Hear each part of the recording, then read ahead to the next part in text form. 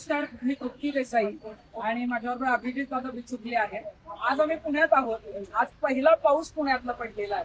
आपण जर बघितलं असेल की सध्या नद्या आटत आलेल्या आहेत, पाणी नाहीये आणि शेतकऱ्यांची पिकं जळालेली आहेत. आणि सध्या अशी चर्चा होती की नीटचे पेपर फुटले, खासदार फुटले, पण ढग कधी फुटणार आहेत? फुटणार आहेत म्हणजे ढगातून पावसाच्या सरी कधी बरसणार.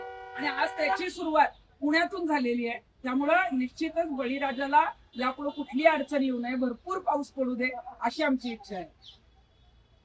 ज्या पद्धतीनं हे जे मनोगत झालं त्यावर ते मी माझं मनोगत व्यक्त करेन किंवा टिप्पणी करेन की ज्या पद्धतीनं नीटचे पेपर फुटले ते संपूर्ण भ्रष्टाचारी लोक स्वतःचा अभ्यास मागून घेत आहेत.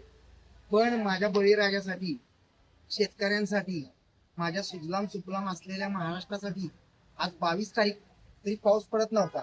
आणि खरंच सांगतो मी बरं का, की गेले 8 दिवस मी प्रत्येक वेळेला ज्या मंदिरात असेल किंवा मी जिथं माझ्या मनात काय बोलत होतो ना, पावसासाठी बोलत होतो. आणि योग असा आला की आज आम्ही दोघंही खूप दिवसांनी एकत्र आलो आणि पाऊस आलेला आहे. तर ईश्वर चरणी एवढीच प्रार्थना करीन की माझा सुजलाम सुफलाम जो महाराष्ट्र आहे तो असाच भरभराटीत लावा. आणि विठू माऊलीची वारी सुरू होते, तर त्या येणाऱ्या वारीला मनपूर्वक आमच्या दोघांच्याही शुभेच्छा. आणि असाच विठुरायानं हा पाऊस आम्हाला द्यावा